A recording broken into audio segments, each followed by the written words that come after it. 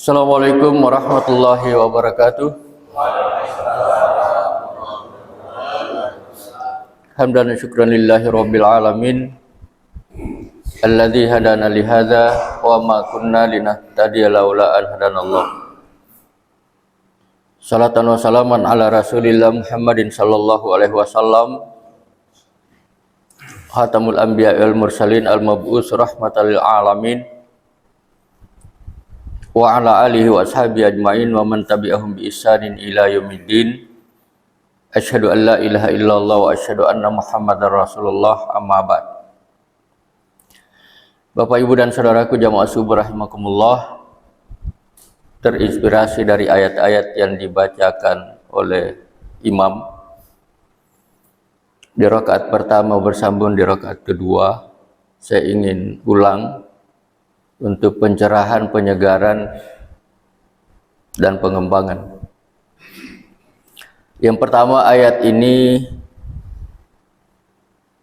27, 28, 29 di surah Al-Fat. Mana Pak Jamal? Resep surah Al-Fat nomor urut berapa Pak Jamal? Antum giliran lesek karena saking aja tepatan lumpulo. Nah, ini surah nomor urut 48. Al-Fat. Mari kita coba kembangkan. Laqad sadaqallahu rasulahur ru'ya bil haqqi la tadkhulunnal masjidal haram insyaallahu aminin. Ayat ini dalam ilmu Al-Qur'an turun di Madinah malam hari. Dan besok paginya Nabi sering tersenyum simpul sampai penasaran para sahabat, dan ada yang tidak sabar bertanya, ada apakah? Nabi bilang dilari besar sila jarang ilaku lagi lenari bangi ngupama kabar isyarat kulli makila mulia mangir Makkah la tadkhulunnal masjidal haram insyaallahu aminin. Jadi dua kegembiraan Nabi, pertama karena sudah ada isyarat untuk kembali ke kampung halamannya, tanah tumpah darahnya, kelahirannya di Makkatul Mukarramah. Yang kedua karena adanya jaminan keamanan. Di pertengahan ayat itu ada bunyi muhalliqina ru'usakum wa muqassirin. Saya pernah mendapat referensi dari teman bahwa ini dipakai sebagai doa nampang gunting kirambu bayi bedek. Saya belum tanya bagaimana referensinya atau sumbernya. Tapi ya masuk akal juga kalau dilihat artinya muhalliqina ru'usakum wa muqassirin.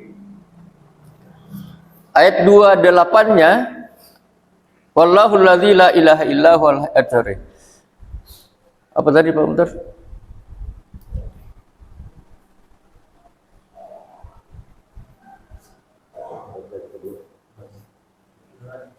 Laqad sadaqallahu rasulahur ru'ya bil haqqi la tadkhulunnal masjidal haram insyaallahu aminin muhalliqina ru'usakum wa muqassirina la takhafun fa'alima ma lam ta'lamu faja'ala min duni dzalika fathan qariba.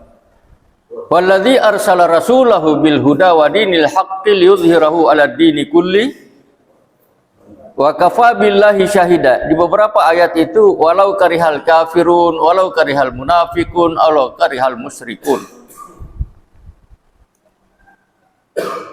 Nah, kita akan kembangkan bagaimana perjalanan Nabi dari Madinah ke Makkah, apa yang terjadi setelah tiba di Makkah, kemudian ada surah-surah yang menjadi atau yang diturunkan dan asbabun nuzulnya itu di peristiwa Makkah. Baik, kita lanjut dulu. 28-nya wallazi arsala rasulahu bil huda dan seterusnya. Nah, di ayat 29 ini ayat terakhir. Surah Al-Fat, surat nomor urut 48, Pak Jamal. Bapak, Ibu dan saudaraku, saya ulang, kalau sebuah ayat dimulai dengan laqad, faqad atau qad, silakan baca sampai akhir ayat itu. Tapi jangan lanjut ke ayat berikutnya. Kembali ke awal ayat, baca pelan-pelan, kemudian baca artinya, renungkan maknanya, hayati kandungan. Karena kalau ada qad, laqad, faqad di awal ayat ada pesan yang sangat ditegaskan, sangat ditekankan oleh Allah. Bahasa Arabnya disebut lit taukid. Qad aflahal mu'minun. Contoh lain di surah Al-Mu'minun, ad-dusukna qad aflaha. Laqad kana lakum fi Rasulillahi uswatun hasanah. Sungguh serius sekali kalau narasi bebasnya. Telah kuutus Rasul dari kalanganmu sendiri. Laqad kana lakum fi Rasulillahi uswatun hasanah, dan akan menjadi tauladan terbaik sepanjang zaman. Laqad ja'akum rasulun min anfusikum azizun 'alaihi ma anittum harisun 'alaikum bil mu'minina raufur rahim. Ini di surah At-Taubah. Satu ayat sebelum ayat terakhir. Karena ayat terakhirnya fa in tawallau faqul hasbiyallah dan seterusnya. Laqad khalaqnal insana fi ahsani taqwim di surah At-Tini. Banyak sekali.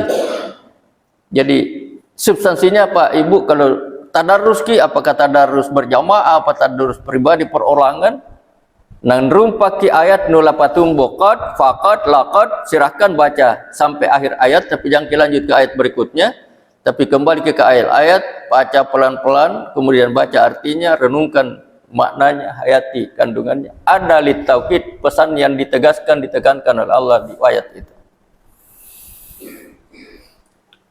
Bapak Ibu dan saudaraku, Muhammadur Rasulullah, ini apa fadilahnya? Yang pertama ilmunya, ayat terakhir di surah Al-Fath, ayat 29. Dan ayat ini mengandung bagaimana pribadi Muhammad ketika dia berkomunikasi dengan sesama manusia yang seagama, seakidah. Di sini juga ayat ini memberikan gambaran bagaimana pribadi Muhammad, idola kita, ketika dia berkomunikasi dengan sesama manusia yang beda akidah. Kalau sesama akidah, ruhama'u bainahum adzillatin 'alal mu'minin. Kasih sayang, lemah lembut. Tapi kalau terhadap orang kafir, mohon maaf, lakum dinukum walidin. Dalam persoalan agama dan akidah tidak ada toleransi. Asyidda 'alal kuffar, a'izzatin 'alal kafirin di ayat lain. Ini penegasan Bapak Ibu. Oleh karena itu sejak saya tahu ilmunya, semakin tidak pernah bilang santi-santi om, nama budaya, salam kebajikan, dengan alasan toleransi, karena itu menyangkut akidah mereka. Kita sudah talbisul haqq bil batil kalau menyebut-nyebut itu. Tapi bagi yang tidak tahu ilmunya lapau ngasih mu. Nak mana pawan lagi juga sih kupakalu.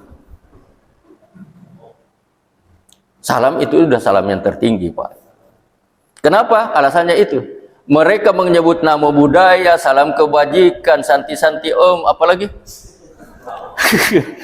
itu ada itu ada hubungannya dengan akidah mereka, Pak. Dan ketika kita menyebut itu dengan alasan toleransi, sudah batal syahadat kita.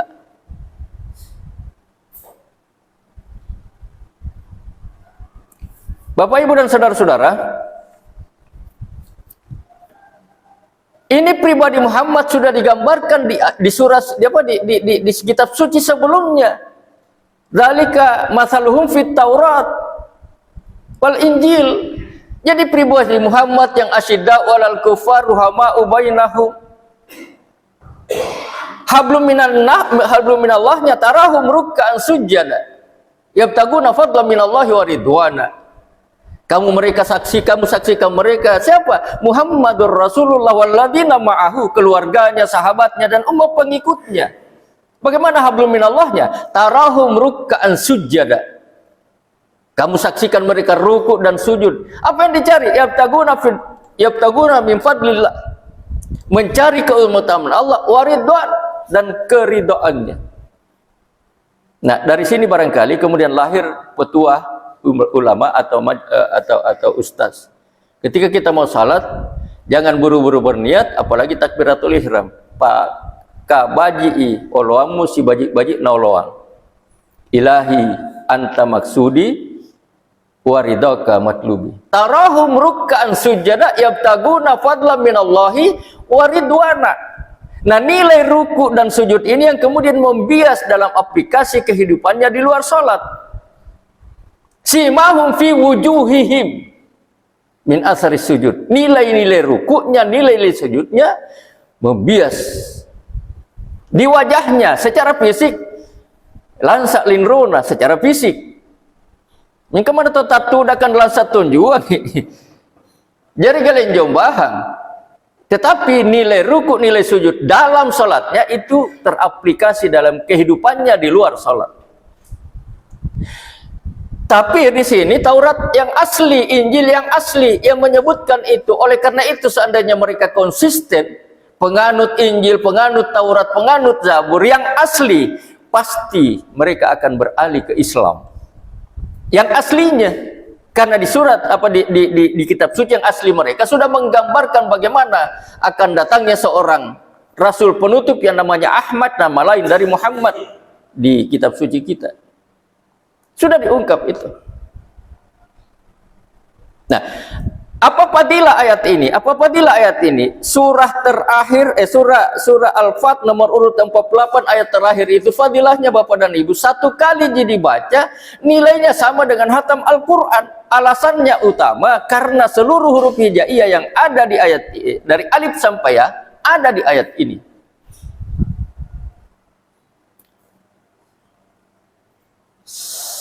Karena itu saya coba praktekkan dan amalkan Pak Ibu. Salat tahajud bisa hatam Al-Quran beberapa kali. Salat duha kalau lengkap apakah 10 atau 12 bisa hatam Al-Quran beberapa kali. Ada salat yang saya belum temukan, belum cari Pak. Ada salat sunat yang disebut salat sunat mutlak. Tapi saya amalkan itu. Salat sunat mutlak ada salat sunat 2 rakaat yang khusus dilaksanakan di hari Jumat. Dimulai dari selesai tahiyatul masjid sampai khatib naik mimbar. Mau dapat 6, mau dapat 8, mau dapat 10, mau dapat 12 tergantung jam berapa kita tidak tiba di masjid. Nah, kita bisa bisa menghatam Al-Quran beberapa kali dengan sholat itu. Sholat mutlak, sholat sunat duha, sholat sunat tahajud. Kenapa? Karena ada referensi lain Bapak, Ibu, Saudaraku. Kalau Al-Fat ayat terakhir tadi itu satu kali dibaca nilainya hatam Al-Quran sama. Nilainya sama dengan hatam satu kali Al-Quran. Ada satu surah yang kalau dibaca 2 kali sama nilainya dengan hatam Al-Quran, Al-Zilzal. Ada satu surah ini yang paling populer dibaca 3 kali nilainya sama dengan hatam Al-Quran, Al-Ikhlas. Ini Rena masih gini Al-Ikhlas di Qul huwallahu ahad. Ada satu surah yang kalau dibaca 4 kali sama nilainya dengan hatam Al-Quran. Atur mi. Kita salat duha misalnya dapat 12 rakaat, atur mi. Di mana kita pakai Muhammadur Rasulullah, di mana kita pakai Al-Kafirun, di mana kita pakai Al-Ikhlas, di mana kita pakai Al-Zilzal. Atur mi ketika kita tahajud.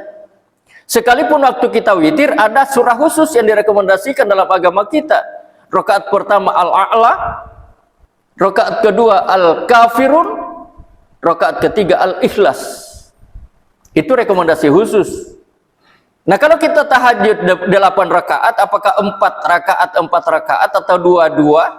Kalau saya pribadi 4. Atur itu di mana kita pakai Al-Muhammadur Rasulullah, di mana kita posisikan Al-Kafirun, di mana kita baca surah di rakaat keberapa itu Al-Ikhlas. Sangat teknis. Tapi prinsipnya, kita tahajud, kita sholat duha, kita sholat sunat mutlak kalau kita pakai, tapi kita bisa hatam Al-Quran beberapa kali dengan menghafal dan menggunakan surah atau ayat ini. Silakan atur, teknis, sangat teknis, tidak ada petunjuk khusus tentang itu. Tetapi referensinya itu, Al-Fat 1 kali, Al-Zilzal 2 kali, Al-Ikhlas 3 kali, Al-Kafirun 4 kali, jika dibaca nilainya sama dengan hatam Al-Quran. Bapak, Ibu, dan saudaraku jamaah rahimakumullah, kita kembali kepada perjalanan Muhammad Setelah mereka mendesak Nabi dan menyampaikan, Nabi sudah kumpulkan. Siapa saja yang ahli Makkah, ayo siap-siap kita kembali ke tanah tumpah darah kita, ke kampung halaman kita, ke Makkatul Mukarramah. Ini ada jaminan dari Allah. Jadi, Bapak dan Ibu, kenapa Nabi bergembira, tersenyum simpul subuhnya atau paginya? Ini berarti ada naluri bahwa kita ini manusia punya naluri untuk kembali ke kampung halaman kita, ke asal kita, ke tanah tumpah darah kita. Ahmad Dahlan itu 2 periode memimpin Batam, putra Selayar. Nah tu pada ngoge aja. Sampai pakai mutaradam atau paleba Tapi setiap saya ketemu, apakah di Batam, apakah di Jakarta, selalu dia sebut-sebut Selayar, saking rindunya. Orang di Toli-Toli, mungkin mereka berhasil di 2C, saya kira C itu pangkat, tidak mau pindah-pindah di situ. Ternyata 2C itu cengkeh dan coklat, nggak mau bergeser dia dari situ. Betapapun mereka berhasilnya di bisnis, termasuk orang-orang Papua, saya baru dari Papua Selatan, selalu rindu mau ke kampung halamannya, ke Selayar, dimanapun kampungnya. Yang menjadi pertanyaan Bapak dan Ibu, apakah kita rindu kembali ke Allah? Nah, asal kita di Allah. Inna lillahi wa inna ilaihi rajiun. Ada yang rindu kembali ke Allah? Angkat tangan. Lari janjang ini. Apa yang membuat kita mesti takut kembali ke Allah? Koreksi diri kita, evaluasi. Ada yang menghambat. Bapak, Ibu, dan saudaraku, kembali dalam perjalanan dengan 2 jaminan. Kamu akan kembali ke kampung halamanmu, Makkatul Mukarramah. Tetapi dalam riwayat yang saya baca, apakah ini anekdot, tapi apakah betul-betul riwayat, Sungkailan tamak meri Makkah. Ini delik sandi, intelnya bahasa kita, sudah mampu mendeteksi, ini kota Makkah sudah hampir kosong. Kenapa? Karena mereka beranggapan ini Muhammad pulang dengan kekuatan penuh, dengan jumlah yang banyak, pasti balas dendam. 10 tahun yang lalu kita paksa mereka pindah. 10 tahun yang lalu kita paksa mereka pindah, sehingga orang-orang yang kaya raya sekalipun di Makkah akhirnya menjadi miskin raya. Karena tidak ada oleh yang bawa modal, aset, barang-barang nggak boleh. Boloso baju rikali ngasih, lapa-lapa hatinya. Lapa rikali dendam, pasti dendam, balas dendam. Menyingkir mereka sebahagian besar. Totoa mau barang, ya rekan atau nekat yang bertahan di Makkah. Ini informasi dari Lek Sandi atau Intel. Di antara nenjo sahabat Nabi tato gelelak kalau pai Pak Risik na 10 tahun yang lalu ngaruh. Hadzal yaum al yaumul malhama. Malhama ini berasal dari kata dasar lahma. Lahma itu artinya daging. Ini Allah ni Allah pasti dagingan. Ampalap bisa sila jari kinengi han suluko. Tak bangka Nabi. Kenapa Tuhan yang mengatakan insyaallahu aminin? Dijamin amannya. Nah inilah terjadi pertumpahan darah dan dimulai dari sahabatku. Kita bisa berdesat, kita pasti berdebat, berdiskusi, bermusyawarah tentang ini. Tapi riwayat yang saya baca, Nabi langsung ambil keadaan, ambil alih situasi dan kondisi, melompat ke kudanya, kemudian berteriak sekencang-kencangnya, ketidak Pak sound system ratu. Saya tahu bahwa ada orang-orang yang masih bertahan di Makkah entah karena tua, sakit atau nekat. Saya tahu dari informasi dari Sandi atau intel saya bahwa sebagian besar Makkah ini sudah keluar kota menyingkir karena takut balas dendam kami. Maaf. Injo nubaji arak lapau sumpah di sahabatku. Nu arak lapau hadzal yaum al yaumul marhamah. Hari ini hari kasih sayang, tapi tok kalelu. Gelengi siapa R. Jadi marhama, jadi malhama. Konjo lasaroina, konjo malhama anak jari. Baru dilanjutkan oleh Nabi. Hari ini tidak ada dendam, semua kesalahan saya maafkan, saya mintakan ampun kepada Allah. Pribadi ini yang membuat orang-orang Makkah yang memusuhinya, yang mengusirnya, mengancam akan membunuhnya 10 tahun yang lalu terpesona. Luar biasa Muhammad. Di saat mampu membalas, dia malah memaafkan. Salah pangisik kisikan. Esok di inilah hayati tidak akan ada lagi dendam pilkades. Nggak ada terjadi dendam pilkadus, pil apa dan lain-lain. Muhammad mampu membalas, Pak. Kekuatan ada pada beliau, jumlah jamaah, tapi memaafkan. Hari ini tidak ada dendam, semua kesalahan saya maafkan dan saya mintakan ampun kepada Allah. Orang-orang yang di Makkah ini yang bukan orang tua, bukan orang sakit, masih dewasa tapi nekat, kemudian menjadi relawan, bukan tim sukses. Nggak ada proposal di situ. Langsung dia keluar cari teman-temannya, keluarganya pulang ke Sikang. Ternyata salah pangis Syekh Muhammad Tosana Baji. Nah, saat mampu membalas, dia memaafkan kita. Mereka berduyun masuk Makkah, bukan hanya masuk Makkah, Pak Ibu, masuk Islam. Karena terpesona oleh jiwa pemaaf Muhammad, bukan oleh perang dan pedang. Seperti yang diungkapkan oleh sebahagian orientalis untuk mendiskreditkan Muhammad. Bahwa Islam berkembang dengan modal senjata, perang dan pedang. Tidak. Pribadi Muhammad yang pemaaf dan peduli. Sekali lagi mereka berduyun-duyun masuk kota Makkah, sekaligus berduyun-duyun masuk Islam. Iza ja'a nasrullahi wal fathu. Ini asbabun nuzulnya. Dan apabila telah datang pertolongan Allah dan kemenangan telah kamu raih, kamu tidak lagi berdakwah, kamu tidak lagi menyerang, kamu tidak lagi berperang. Mereka berduyun-duyun masuk Islam. Wa ra'aitan nasa yadkhuluna fi dinillahi afwaja. Fasabbih. Bertasbihlah dengan mengagungkan asma Tuhan. Wastaghfirhu, minta ampunlah. Barangkali dalam proses itu termasuk itu temanmu kalau betul ada sesuatu yang menyimpang dari agama. Sabbih bihamdi rabbika wastaghfirhu innahu kana tawwaba. Ini asbabun nuzulnya surah An-Nasr. Jadi An-Nasr ini juga likul auzu birabbin nasr. Idza jaa nasrullahi wal fathu wa ra'aitan nas yadkhuluna fi dinillahi afwaja fasabbih bihamdi rabbika wastaghfirhu innahu kana tawwaba. Tanpa dikomando, tanpa didakwahi. Dakwanya adalah pribadi Muhammad yang pemaaf. Tanpa diperangi, tanpa dimusuhi. Mereka akhirnya tunduk. Fathul Makkah. Menundukkan kota Makkah tanpa pertumpahan darah. Ini juga yang menjadi dasar Bapak Ibu dan Saudaraku, bacaan ruku dan sujud kita. Umumnya ruku dan sujud kita, Subhana Rabbiyal Azim 3 kali waktu ruku. Subhana Rabbiyal A'la 3 kali waktu sujud. Tapi ada bacaan lain, Subhanakallahumma Rabbana wa bihamdika Allahumma gfirli innaka antat tawwabur rahim. Ini asbabun nuzulnya, ini dasarnya, ini referensinya, ini argumentasinya. Idza jaa nasrullahi wal fath wa ra'aitan nasa yadkhuluna fi dinillahi afwaja fasabbih bihamdi rabbika. Itu perintahnya, fi'il amarnya. Aplikasi pelaksanaannya Subhanakallahumma Rabbana wastaghfirhu, itu perintahnya, itu fi'il amarnya, istighfar kok. Wa bihamdika Allahumma gfirli.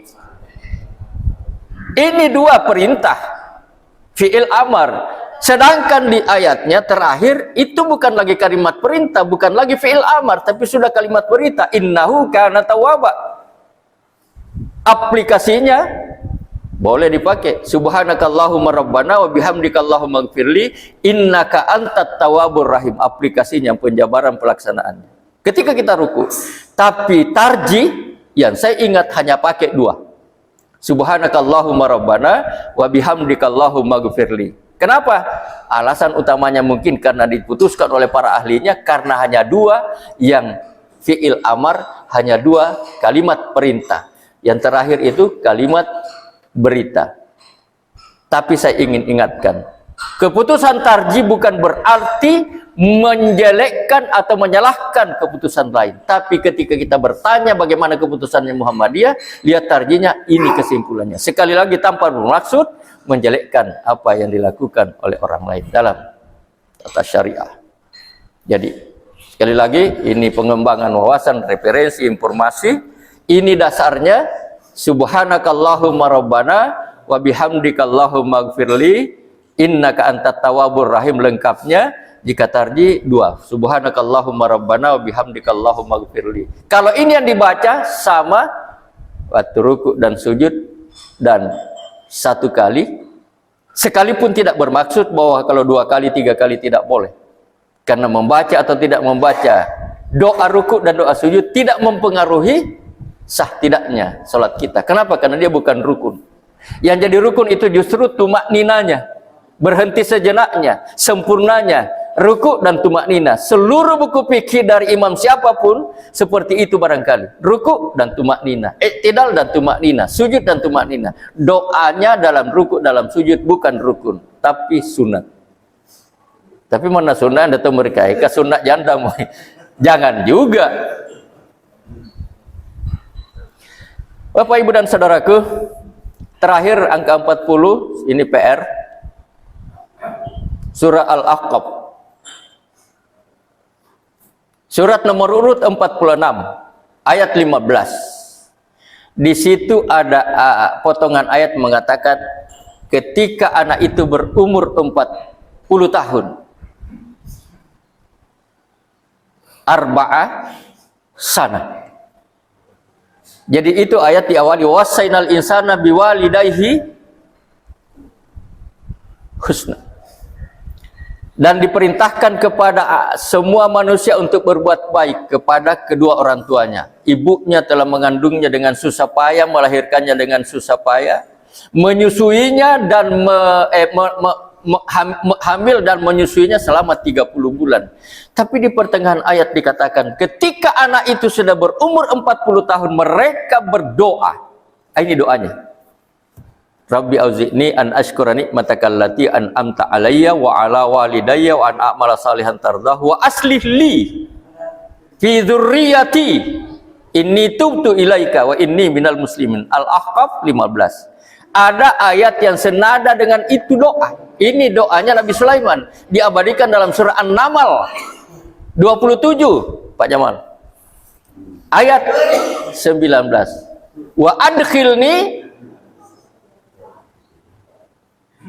Kalau di Al-Ahqaf 15, wa aslih li fi dzurriyyati inni tubtu ilaika wa inni minal muslimin. Di An-Naml adkhilni bi rahmatika fi ibadikas salihin. Ya. Sama awalnya. Rabbi auzi'ni an ashkura ni'mataka allati an'amta alayya wa ala walidayya wa na'mala salihan tardahu wa adkhilni bi rahmatika fi ibadikas salihin. Itu An-Naml 19. Sedangkan Al-Ahqaf 15 wa aslih li fi dzurriyyati inni tubtu ilaika wa inni minal muslimin. Nah, yang menjadi titik fokus di sini angka 40. Arba'ah sana. Ketika anak itu kita semua telah berumur 40 tahun, mereka berdoa, ini doa. Yang belum hafal jadi PR. Ahad depan kita ujian. Sadaqallahul azim. Terima kasih, mohon maaf. Assalamualaikum warahmatullahi wabarakatuh.